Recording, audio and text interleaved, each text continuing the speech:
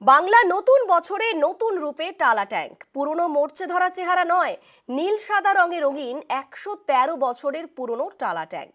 সৌজন্যে কলকাতা পুরসভা।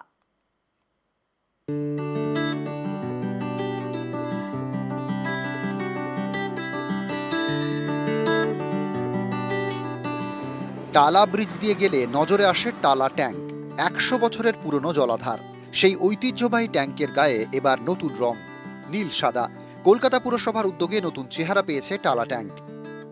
যে কোনো জিনিস কিন্তু রঙিন হলে ভাল লাগে, সে যেটাই হোক, ঘর বাড়ি হোক, মন হোক। টালার ট্যাঙ্কের রংটা যে হয়েছে সত্যি ভালো লাগছে।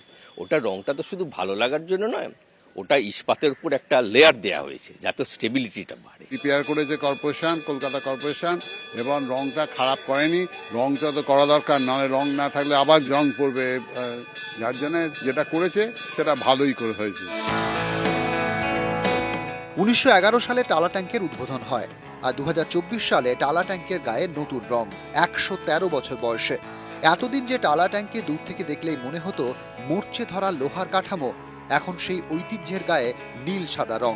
ট্যাঙ্কের গায়ে বরফি আকারের নকশা। কয়েক বছর আগে টালা ট্যাঙ্ক সংস্কারের কাজ শুরু করে কলকাতা পুরসভা। মেরামতির সঙ্গে শুরু হয় রঙের কাজ। ১,৪০,০০০ লিটার রঙে সেজে উঠেছে ১১৩ বছরের পুরনো জলাধার। রঙের প্রলেপের জেরে যাতে জল দূষিত না হয় সেদিকেও নজর দিয়েছে পুরসভা। ট্যাঙ্কের বাইরের দেওয়ালে অতি বেগুনি রশ্মি নিরোধক এবং ভেতরে মরচে নিরোধক রং করা হয়েছে, যার পুরোটাই সীসাবিহীন।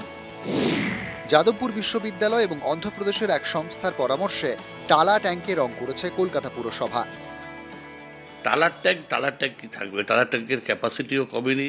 টালার ট্যাঙ্কের স্ট্রেন্থেনিং করা হয়েছে। ১০০ বছরের পুরনো জিনিস। পুরসভা দেখুন, একটা ঐতিহ্য আছে তো, আপনারা নিজেরাই দেখেছেন যে তার যে রঙের মহিমা, সেটা তো এখনও সে একইভাবে মেনটেন হচ্ছে। তবে নীল সাদা রঙটা কিন্তু যথেষ্ট ভালো লাগে, খারাপ লাগে না। অ্যাডিশনাল সাপোর্ট দিতে হয়েছে, যা সায়েন্স আছে সেই সায়েন্সটাকে মেনটেন করেই কিন্তু টালার ট্যাঙ্কটা তৈরি হয়েছে।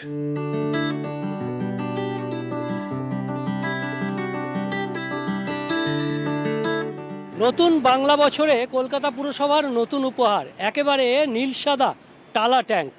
শতবর্ষ প্রাচীন টালা ট্যাঙ্কের গায়ে নীল সাদা রং, শহরের রং, কলকাতার রং। ক্যামেরায় পিন্টু সরকারের সঙ্গে বিশ্বজিৎ সাহা, নিউজ ১৮ বাংলা।